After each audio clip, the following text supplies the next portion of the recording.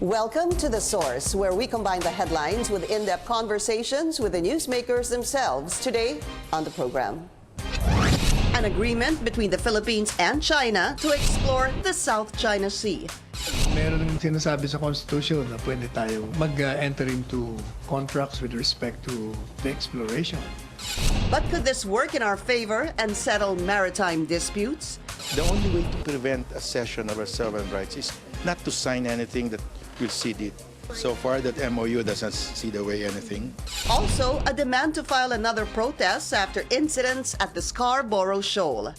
We have law on our side that the Philippines is entitled to the maritime zones, and whoever is interfering with these rights is wrong. And the admission of the defense chief that we cannot monitor China's militarization in disputed areas. Supreme Court Senior Associate Justice Antonio Carpio joins us live. And later, a sneak peek at what could be the world's largest airport. That's for today's In Focus.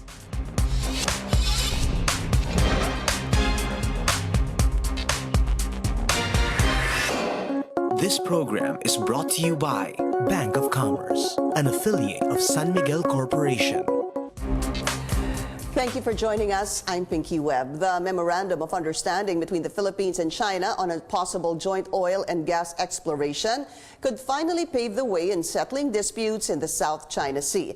This after some groups and lawmakers appealed to the government to be cautious in all its deals with China. Also, the defense chief says the alleged Chinese weather satellites in the Spratly Islands is not a cause for concern, but he admits that the country does not have the capability to physically check China's ongoing militarization. Let's go straight to the source of the story. Supreme Court Senior Associate Justice Antonio Carpio, SAGA. Thank you again. Good morning, Pinky. Good morning to our viewers. It's such a perfect time to have you. So many things to talk about, although I'm already afraid some of the topics you might not answer. Let's start with the MOU. You already said in many occasions that you actually support this, and there were three reasons you cited for supporting this. Let me just go to the first one. You said that in the draft, because it's the Philippine draft and it's not the Chinese draft, and you said that there is the difference between joint cooperation versus joint exploration and exploitation. Please help us understand that. Well, our Constitution says that the Philippine state shall have full control and supervision in the exploration and exploitation of natural resources. That includes gas. Now, if it is joint exploration with China, we lose full control because China will have also joint control. So that cannot be allowed. Joint exploration with China cannot be allowed. However, we can have cooperation with China through service contracts. Right now, Malampaya, the gas there is being lifted by Shell, a foreign company, under service contract with the Philippines. Shell is actually just our agent. It's our service contractor. We pay them fee for their services, and the fee is in kind, part of the gas. So when you sign a service contract with the Philippine government, you expressly acknowledge that the gas belongs to the Philippines. So the Philippines has exclusive sovereign rights over the gas. And if China cooperates with us through a service contractor like Forum Energy, which is the concession in Reed Bank, then in effect, China will be conceding that we have sovereign rights over Reed Bank. And that is perfectly acceptable to us. Of course, we want that to happen. Does it, SAJ, expressly mean, does it have to be written that they actually are admitting that the Philippines has sovereign rights? Because I guess, as a layman, you have the exclusive economic zone. The 9-dash line was invalidated by the Hague ruling. This is called the West Philippine Sea, and this is possibly where they're going to explore joint oil and gas exploration.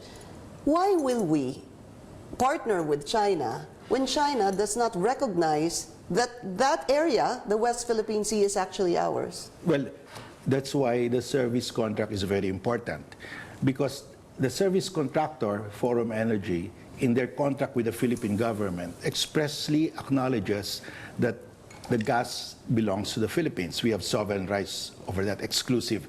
Now, if China, through its state-owned company, China National Offshore Oil Company, will buy into Forum Energy, they fold into the service contractor. So their relationship with us is through this service contract. Yeah. And they impliedly acknowledge. That's good for us. We don't have to demand that China expressly acknowledge. If they come in through a service contractor, that's the effect of it. Because in the Memorandum of Understanding, the Philippine version, it says that China authorizes CNOOC, which is, CNOOC. yes, the China National Offshore Oil Corporation, as the Chinese enterprise. For each working group, the Philippines will authorize the enterprise that has entered into a service contract with the Philippines with respect to the applicable working area. And then it says, sir, that the two governments will endeavor to agree on the cooperation arrangements within 12 months. That's it. So CNOOC, the state-owned company of China, will negotiate with Forum Energy how they can work together. Yeah. As far as we are concerned, CNOOC can buy shares in Forum Energy or be a subcontractor.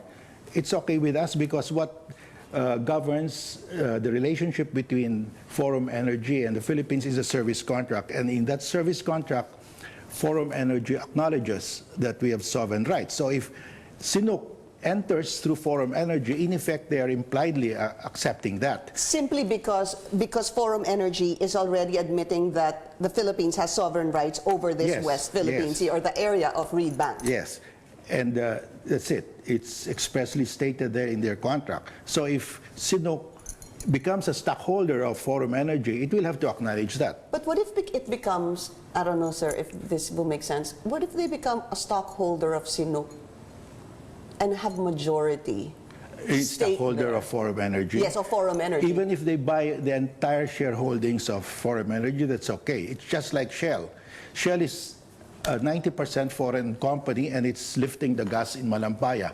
It doesn't matter whether it's 100% foreign company because that is a service contract. No, my question is if they buy into Forum Energy a majority stake and change the rules of the game, They cannot because that's governed by the service contract.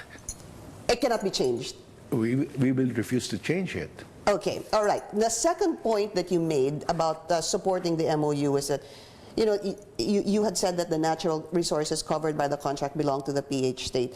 And income, we're looking at what, a 60-40, sir? Because I did a little research on this and I went back to presidential decree something, sir, that this has to be a 60-40, Including taxes. including taxes share. Yes. So you're saying that as long as it's 60 and 40, it becomes, no question about it, constitutional? No, the 60-40 is by law. That's a presidential decree. That can be changed by law to 50-50, whatever. It's not in the Constitution because this is a service contract. It's not a joint venture. It's not a partnership. We are actually engaging the services of Forum Energy as our contractor. They just do what we tell them to do.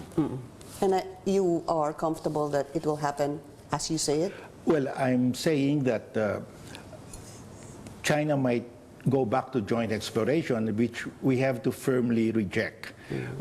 It will depend on the outcome of the negotiations. I'm not sure that they will accept to be part of the Forum. service contract, but the fact that they signed that MOU is a good sign already that they will discuss participating through Forum Energy.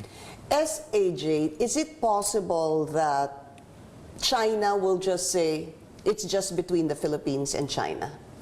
Well, Period. They can say that in the negotiation, but they've signed the MOU that the CNOOC, their state-armed Right. company, will state corporation dealing in gas and oil, will discuss with Forum Energy, our service contractor. That's fine. I mean, that's the perfect vehicle to preserve our sovereign rights at the same time giving them a part of the income.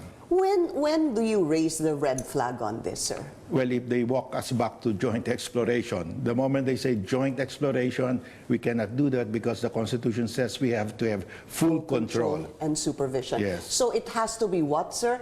Cooperation Through on... service contract. Through, yun ang operative words, through service contract. Yes. Joint exploration and exploitation through service. No, we want to use cooperation in oil and gas through service contracts because it could be confusing to use the word joint again. Yeah. Joint exploration is prohibited by our Constitution. Then we should not call it that. Yes, we should call it cooperation through service contracts. Cooperation through service contracts. We had a former solicitor, Florin Hilbayan. He was actually, was under the impression that this was obviously wrong to get into any kind of cooperation with China on the oil and gas exploration. Let's just listen to a portion of what he told us. Prior to the case, China had a legal position. We had a legal position. After the decision in Philippines versus China, our legal positions have already been clarified. China doesn't have the right, we have the right.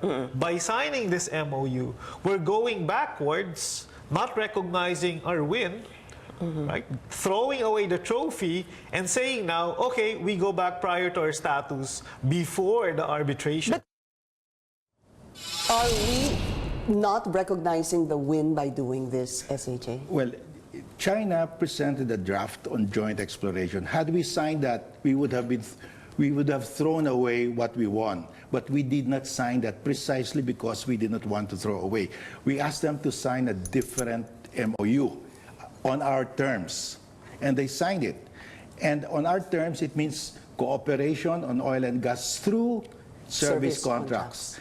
And there's no problem about that because in Malampaya, we have a service contractor, a foreign company. It doesn't matter whether that foreign company is from China or from Vietnam or from the US or Europe, as long as it's through a service contract. So it doesn't matter to you even if it's China, sir? It doesn't matter. In fact, I want it that way because if China accepts to be a service contractor, then China admits that we have exclusive sovereign rights. That's the most important thing here. Okay. If they come in through a service contract, they impliedly admit that we have exclusive sovereign rights. The third point you made, sir, from my recollection, was something like way back, China was wanted about 85.7% of the 9-dash line. And from my understanding of your speech, sir, parang that has been reduced in time. Is that so, sir? Yes. Okay. I view the dispute in the South China Sea in three phases. The first phase, China said, we have indisputable sovereignty over everything within the 9-dash line. That's about 85.7% of the South China Sea, including everything, all rocks, islands, resources. Then we won at The Hague, and China said, meet us halfway. So I asked their guru, Wu Shikon, their guru on the South China Sea, what do you mean by meeting China halfway? You want half of the resources or half of the sovereign rights or both? He refused to answer. There is third phase, where China will accept half of the income, but without asking for the sovereign rights. Now, are we in the third phase? Well, Are we? I do not know, because we will know from the outcome of the negotiations, because that MOU that we signed is the vehicle to bring China to the third phase. That's why I'm for that, because we are leading China into the third phase, where China will say, okay, give us half of the gas, you have the sovereign rights. That's okay with us, because right now we are paying Shell half of the gas, effectively. And it will just replace the Western companies, but we have peace because China will no longer claim our exclusive economic zone as theirs. Before we go on a break, I just wanted to ask you, sir, that was it intentional, you think, for the Philippines to lead China to that third phase that you were talking about? Well, that was drafted by our people at DFA. Correct. I would think that they knew what they were doing, but when I saw it, I said, this is perfect. All right, this is The Source on CNN Philippines. Still to come, did his position on the South China Sea issue affect his bid as the country's Chief Justice? Senior Associate Justice Antonio Carpio will still be with us after the break. You're watching The Source on CNN Philippines. Our guest today, Senior Associate Justice Antonio Carpio. Sir, we also had Secretary Locsin on the show, and I was asking him, will they file note verbals because of the recent GMA News team being shooed away from the Scarborough Shoal, only because they said, the Chinese Coast Guard was saying, if you do not have permission for any interview, you cannot do this. But they said that fishermen are welcome. So I asked him, should you file a note verbal? And he said that he doesn't really believe in doing that, but let me not rephrase it. Let's listen to exactly what Secretary Locsin said. When I was in the UN, I was asked, why don't you file note verbals? Because I call them note verbiage. You keep sending note verbals, basically at a brick wall, and they keep ignoring it. Don't you think over a period of time, considering we don't have the firepower to do anything about it, the accumulation of note verbals becomes really evidence of the facts of life, that we are powerless and they are indifferent. Sometimes it works. Among equal countries, yes, it does, where we have something over them. Silence gives consent is an adage. It is not a legal principle. I remember you, sir, always saying that if you don't file, this is as if you're giving up your claim. The word is acquiesce, right? Well, there are different ways to pronounce that. Please respond to Secretary Locsin's remarks. Well, we won in The Hague because we filed numerous protests, note verbals, protesting China's incursion in the West Philippine Sea. Had we not made those protests, we would have lost. For example, China submitted the 9-line map in 2009 to the UN, to the United Nations, and China said, you did not object. But the UN said, the tribunal said, the Vietnam, Malaysia, Indonesia, Brunei, the Philippines protested within a reasonable period through note verbals. And because of that, China cannot claim that the Philippines acquiesced. That was the basic decision, the very first preliminary decision of the tribunal, whether we acquiesced to the 9-line, because that was the position of China.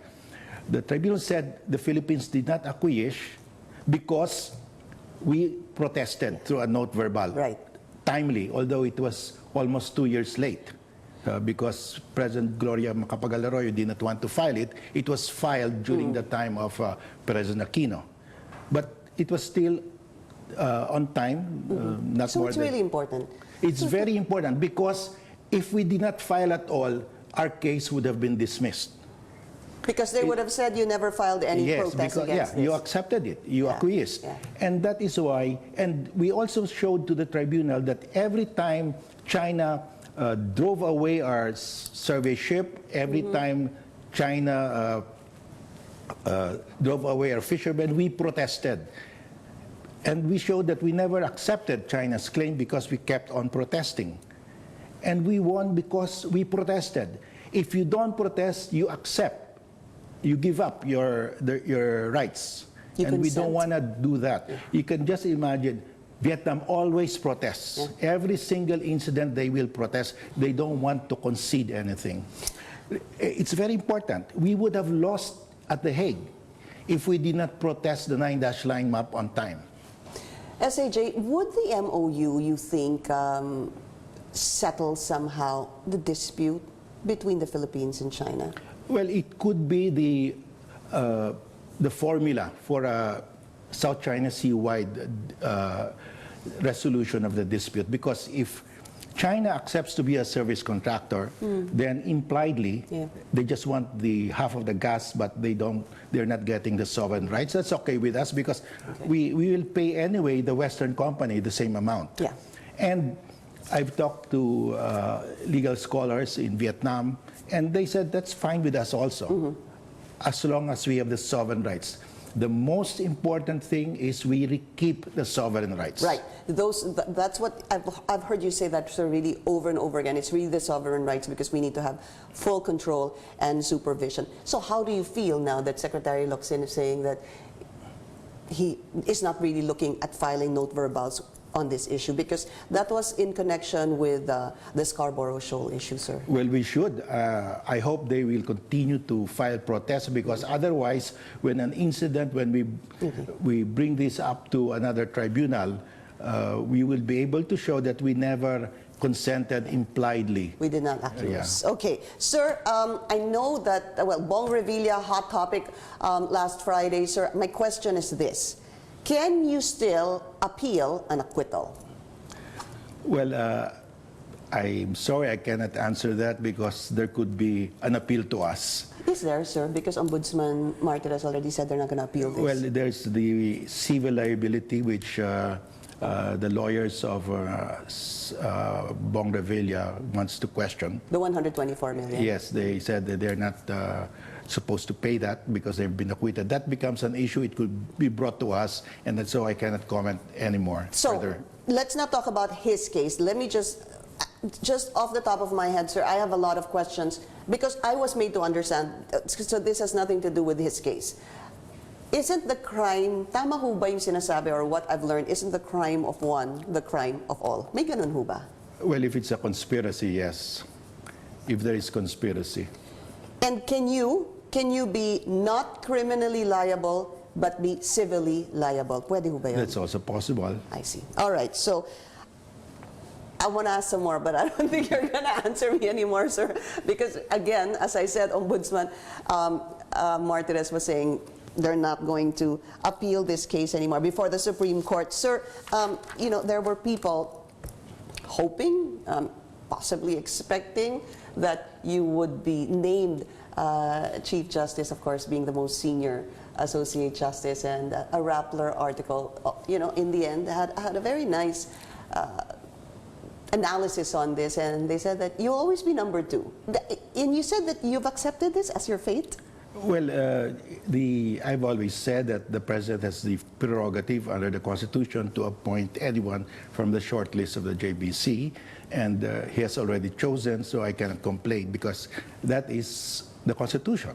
That's in accordance with the Constitution. But he did say, sir, that his basis for appointing Leonardo de Castro was seniority, and if we were to look at seniority, you are the most senior justice in Associate Justice in the Supreme Court.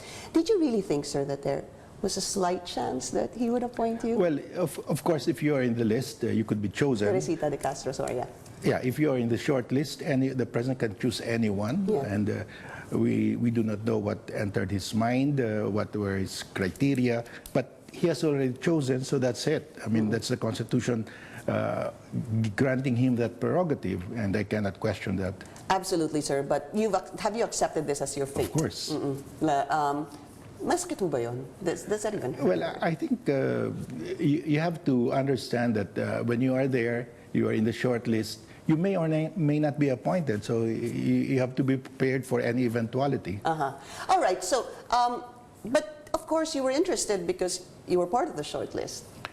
Yes, I was interested, that's why I applied. Yes, but I guess what did you think? I mean, personally, if you want to answer this, was your chance of being appointed? You think it was like 50-50, mukhang may pag-asa ako? Because we all know that some are saying that your chances could be really in peril because of your stand against China, sir, and you've always said that you would rather have a stand against, protecting the sovereign rights of the Philippines than become Chief Justice. Sinabi niyo na ho yun, di ba? Yeah. That's more important. Yeah, for me, it's more important, and that's exactly what I'm doing.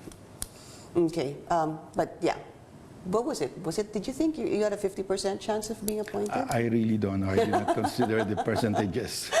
Sir, all right. I just want to move very quickly to one final thing. I hope you can answer me. Sir, just this pork barrel fund, the PDAF, being unconstitutional, I wanted you to enlighten me on this, sir. As long as, lawmakers are saying, as long as you don't touch the allotment post-implementation, there's no problem. Is that correct? Is that the proper interpretation, sir? Well, or please explain to us what makes PDAF unconstitutional. I'd love to explain it to you and to our audience, but we have a pending case on this. Exactly raising that issue that you raised now, and I cannot discuss it. I'm sorry. All right, we'll be taking another short break. This is The Source on CNN Philippines. Please stay tuned.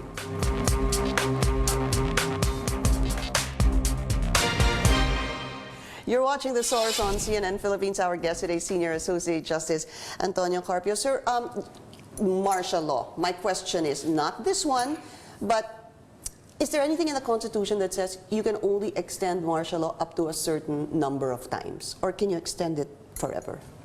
Well, as long as the grounds exist, the grounds for declaring martial law continue, then you can continue with martial law. Walang limit as to... There's no limit, yes. Okay. You are going to retire, sir, I believe, October 2019? Yes. So that's about 10 months from now. About 10 months, yes. Is this something you're looking forward to? And my next question is, as a last one, sir, when you look back at your life in the judiciary, was there anything you would have wanted to change?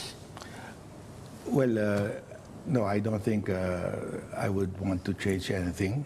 I think I've done the best that I could in every situation. I don't think I could have done better. And when I retire, I will concentrate on my advocacy on the West Philippine Sea. Magtutuloy-tuloy yan, sir. Yes. Maraming salamat, Senior Associate Justice Antonio Carpio. Sir, maybe before you retire, we'll have you again? Yeah, sure. Maraming salamat po. Thank you for joining us here on The Source. I'm Pinky Webb. You're watching CNN Philippines.